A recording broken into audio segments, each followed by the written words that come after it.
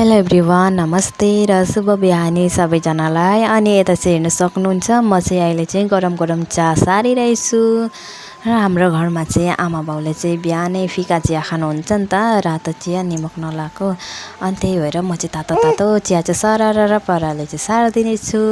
र यहाँ चाहिँ चिया पनि रेडी भइसकेको छ र एकजना बडौ पनि आउनुभएको छ। अनि बडौको लागि पनि चिया सारिदिइसकेको छु मैले चाहिँ। र मेरो छोरीको चाहिँ कान पाकेर फ्यात्तै भएको छ, खै के भएको हो पनि। अनि डक्टरले देखाएर चाहिँ डक्टरले एउटा पाउडर दिनुभएको छ, त्यो पाउडर चाहिँ लगाइदिनेछु अहिले चाहिँ म। अनि छोरी चाहिँ एकदम मानेको छैन, हेर्नु न, कानै छुनु दिएको छैन। अनि चिलाइराखेको होला नि त उसलाई, कस्तोरी बिचरालाई।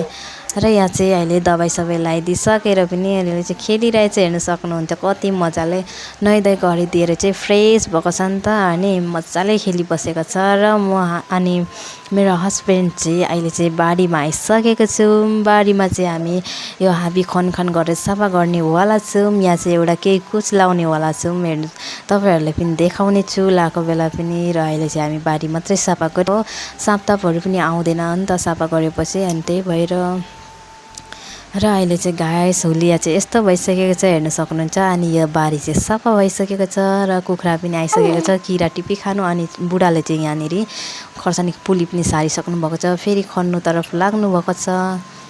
अनि म चाहिँ आइसकेको छु छतमाथि चाहिँ हामीलाई धान सुकाएको थियौँ नि त गाइस। अनि अहिले चाहिँ घाम चाहिँ डुब्दै जाँदैछ, त्यही भएर अनि धान चाहिँ उठाइहाल्नु पर्यो, नभए भरे त सेलिन्छ। त्यही भएर म चाहिँ उठाउनु आइसकेको छु। यो भिडियो चाहिँ हिजोको है गाइस, र मैले चाहिँ टाइम नपाएकोले कारणले चाहिँ अहिले मैले भोइस कभर गरिरहेछु। मसँग चाहिँ टाइम हुँदैन नि त त्यति साह्रो भोइस कभर गर्ने, भिडियो त कति साह्रोले गरिन्छ हो, के गर्दा कम्ती टाइम लाग्छ। अनि अहिले चाहिँ म धान पनि जम्मा गरिसकेको छु। अनि धान उठाउँदैछु, हेर्न सक्नुहुन्छ। एउटा बस्तामा चाहिँ अट्छ, बेसी सुकाएको छैन नि त, एक बस्ता मात्रै सुकाएको छु। यहाँ चाहिँ म चाहिँ छिटो धान उठाइरहेको छु, किनकि अरू पनि काम गर्नुपर्ने बाँकी नै छ।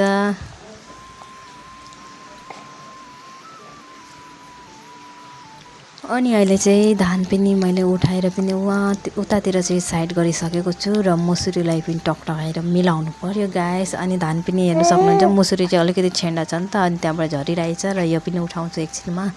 अनि यहाँ चाहिँ म अहिले मुसुरी चाहिँ मिलाउँदैछु, साह्रै अप्ठ्यारो हुन्छ नि त एकजनामा। अनि भिडियो गर्दै धान उठाउँदै मुसुरी मिलाउँदै गर्दा कम्ती टाइम लाग्छ त गाइस। अनि हेर्न सक्नुहुन्छ मुसुरी पनि पटाइसकेको छु।